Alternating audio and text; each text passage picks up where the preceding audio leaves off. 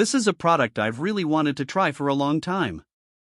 It's a portable electric assist device called Powerheel. When you look at its appearance, it has a really sleek design. As for the components, it includes adapters for attaching it to the seat post in different sizes.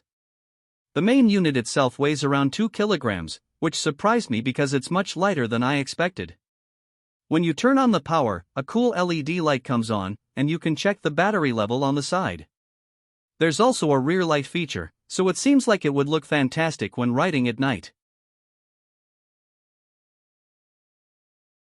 The charger is lighter than expected, so you could easily carry it around and charge as needed. Right now, the battery is low, so I'm charging it. In a dark room, when I look at my mini bike with this device, it has a sort of cyber-like vibe, which is, it somehow feels like my bike has transformed into a really stylish midnight machine. Today, I'm going to do a test run of this Powerwheel. I installed it right away as soon as I received it.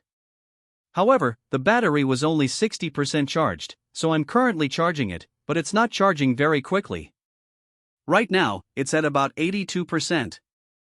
I probably won't be able to get it to a full 100%, so I'll start at this 82% and see how far I can ride with it. It attaches simply by fixing it to the seat post, which powers the wheel. I'm really excited and curious to see how effective it will be. Alright, now I'm heading out for a ride.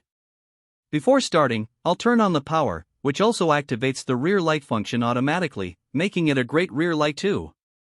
Looking from the back, it has a bit of a sleek, cyber-like appearance, which is nice. The design is clean, and I can control its modes through the app, which I've synced. There are 4 modes to choose from. When you select mode 2, for example, the color of the main unit changes accordingly. The strongest mode is called Fly mode, and the weakest is Eco mode. I'll test it in Eco mode. If Eco mode provides enough assistance, I'll continue using it. If I don't feel much in Eco mode, I'll gradually increase the level and start riding from 77% battery to see how far it can go. I'm continuing the ride in Eco mode. I've ridden about 6 kilometers now, and if you've ridden an electric bike before, you'll know that when you lightly pedal, it doesn't immediately surge forward. There's a subtle boost when you've already gained some momentum, making pedaling feel a bit easier, just a slight added assistance. That's about the level of support it provides. I'll need to ride a bit more and increase the mode step by step to get a more accurate sense. The main unit itself only weighs about 2 kilograms, and my bike is about 10.5 kilograms, so the total weight is around 12 kilograms, which doesn't feel heavy at all. That's probably one of the biggest advantages.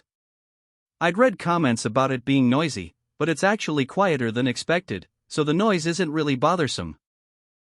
Currently, I'm riding without pedaling in Eco mode, and the speed is around 10 kilometers per hour.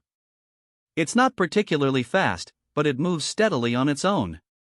As you can see, I'm not pedaling at all, and the speed holds around 10 to 11 kilometers per hour.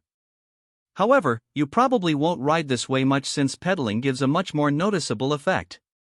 Now, I'm riding at the 3rd speed level, and it feels a bit faster, around 18 to 20 kilometers per hour, which is quite quick. The 4th level definitely delivers a satisfying speed boost. While I was somewhat disappointed with the subtle effect in Eco mode, levels 3 and 4 are really satisfying for speed. The battery is currently at 62%. I didn't stick to Eco mode the whole time, I switched between levels 3 and 4 while testing, covering about 8 kilometers. I'll switch to level 2 now to see how it performs, as it might offer the right balance between power and battery efficiency. Levels 3 and 4 seem to drain the battery quickly. I see a road bike ahead, and I'm curious to see if I can keep up. Let's go! While I can't quite catch up, I'm able to keep a consistent gap without falling further behind. Road bikes are fast, no doubt about it.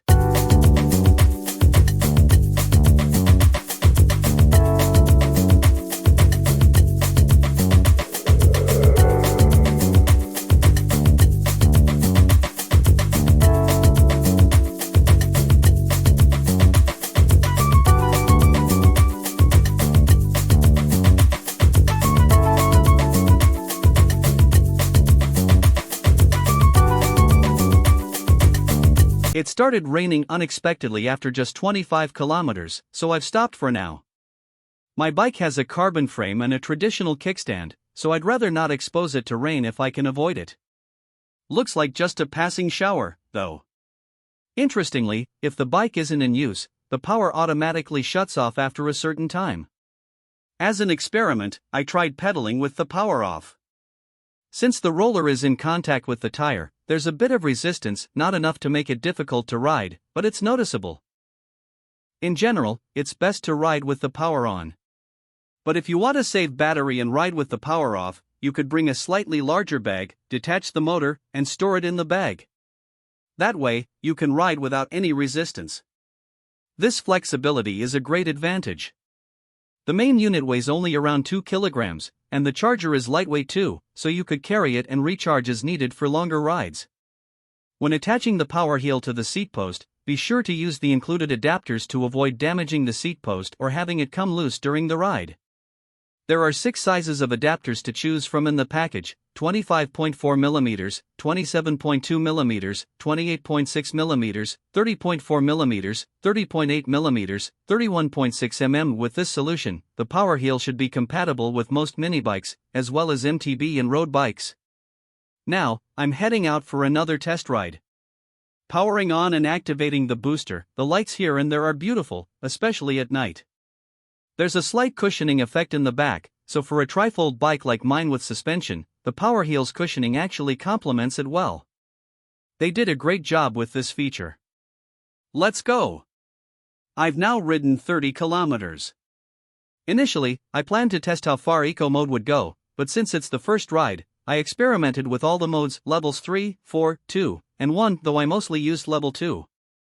Starting from 77% battery, I've now covered about 30 kilometers, and the app shows the battery is down to 26%.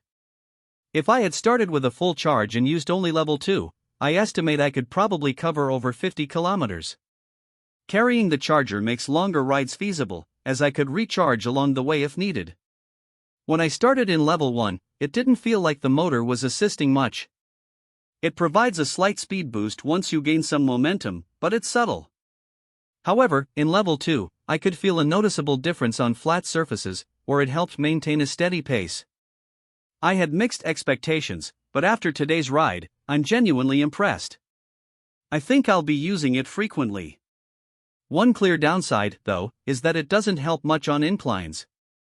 Since the roller propels the tire, it doesn't provide much power when climbing. So, if you're hoping for uphill assistance, it's best not to rely on it for that. As a flat surface booster, though, it's fantastic. With about 26% battery left after riding 30 kilometers, I should have enough to make it back another 30 kilometers.